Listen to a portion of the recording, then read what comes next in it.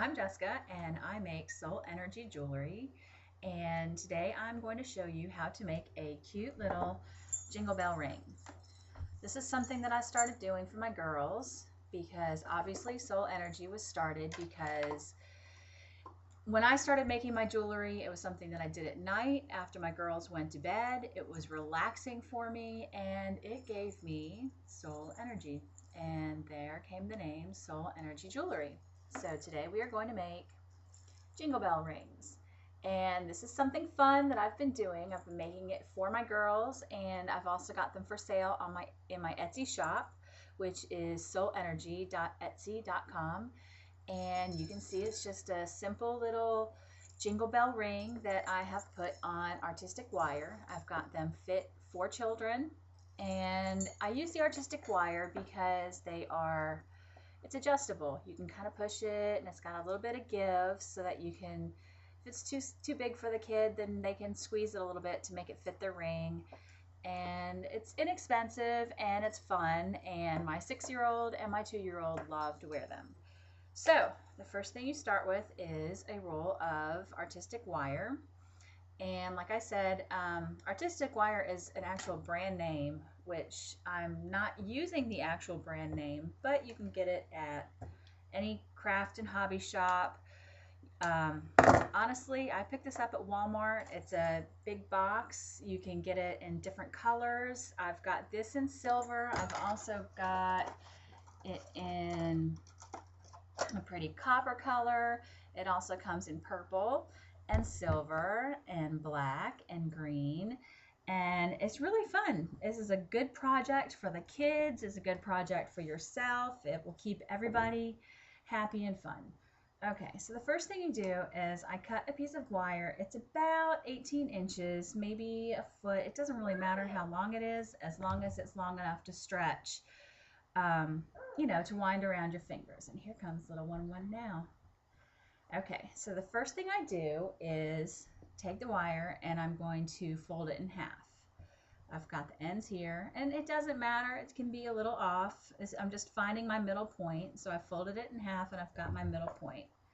Now I'm going to take, you want to come up? Yeah. Okay, well Marilyn wants to watch, so she can come up. Say hi. Hi. Can you do this quietly? No. Yes? No. Okay, so I'm just going to take this, and I've got my hole on the jingle bell. Do you remember doing this? Yeah. Remember seeing Elizabeth doing this? Yeah. Okay, so I'm going to take it and string it onto the ring. And there we go. I've got my half point. Now I'm just going to take the wire and I'm going to just give it a little twist to make it into an X. That'll give it a little bit of stability and something to work from. No. Yes. So that it it looks like this. You've got your little X. Okay. Now, do you want this to fit your finger? Yeah. Okay. So let's take your finger. I usually take my finger. You can take your child's finger, your child's finger. Yeah. Actually, let mommy do it. Let me do it on my finger, okay? I usually take my pinky finger so that I can get it to fit. Oh, pinky. Because like a pinky finger, yep. Wait a minute. And we're just going to make sure it fits the pinky. That way, if it's too big, then, like I said, it can be squeezed around the child's finger and it'll fit just fine. Okay, yeah, just like that. Okay, so we've got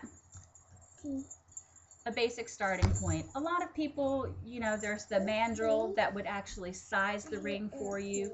You can do that if you want for rings that are, if I were using real copper wire for the rings. No, let mommy do it. Obviously, if I were using real copper wire with real stones, then I would want to use a mandrel so that I would get an actual sizing. But this is fun wire. Don't do that, baby. So I've got my shape. What I'm going to do is I'm just going to wrap it around a couple of times, honey. Yeah, you're showing all the rings that mommy's made, aren't you? Gonna wrap it around. Honey, I'm trying to show the people how to make a ring like this, you see? Yeah. So I've got the ring. I'm just going to wrap it around the finger a couple times. Uh-oh. What'd you do, Marilyn? Okay. Don't push any buttons, okay? And then I'm going to slide it off and wrap it around. I've wrapped it around about 4 times, and you can see right here. So I've got a ring. Marilyn, you've got to stop, baby. Okay, and then I will usually take the child and say, does this fit? So we're going to say, does this fit? And it fits. We've still got all this extra right here, so it fits just fine around her finger. I've got a little size. And now what I'm going to do is just twist it around. I'm going to kind of hold it like this so that I make sure to hold the, you know, the circular shape of the ring. And I'm going to take it and just twist it around so that it doesn't come undone. And then I'm going to do the same thing with the other side. And I'm going to squeeze it to make sure that it's not too loose. I'm going to take it and just wrap it around. You remember doing this, Marilyn? Yeah. Yeah. And now we've got the base. The base is all finished, okay? Just gonna kind of squeeze it together, make sure that it's held its shape okay, because sometimes it can lose its shape a little bit while you're doing this, and it has. I've wrapped it around so that it's being held here on the base of the ring. And now to make sure that it doesn't come undone, I'm actually going to loop the wire through the middle like this. I'm going to take the outside wire and wrap it through the middle. And I'm just going to do that. I'm going to do it pretty tightly so that it makes sure to stay together. And I'm going to do that a couple times. I usually do it about 3 times going through. You want to keep the loops together nice and tight. And here we go. And we're going to go one more time through on this side.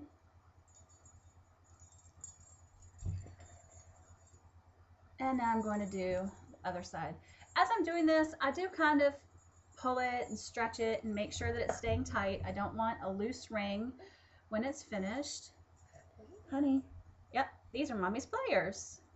Those are my needle nose pliers, but I don't need this. This wire is actually very easy to use. You don't need any kind of, these are the cutters. That's right. Well, these are actually my crimpers, but I don't need those at all for this. Okay. So, yeah, using Mommy's tools. The tools that she has in her hand right now are not sharp at all, so I am not worried about her hurting herself. And I got a little bit of a crimp, so I'm just going to work it out. And it's going to be wrapped up, so it doesn't really matter anyway. You've got Mommy's Halloween costume. I'm not sure why that's on the kitchen table, but there it is. That's what I did for Halloween. And a pretty bracelet. Yep. Okay, so I'm still wrapping it. I'm just doing the 3 loops. Another piece of paper. There's a whole bunch of stuff on this table, isn't there? It's a good thing it's keeping you occupied, huh? Okay, so I've wrapped it around 3 times. Got the basic ring form. Let's put it on and make sure it still fits, okay? Can we put it on your ring? On your finger? Good. And it's a little big for her ring, but she's 2, so you know, you're just going to make it fit whoever you want for it to fit. Okay. So now I've got this piece right here, and all I'm going to do is wrap it up. Marilyn, you need to sit still, honey, because this is taking almost 10 minutes, and this is really only a 5-minute project. But with a child on your lap, it takes a little longer. A marker, yeah, you've got the marker.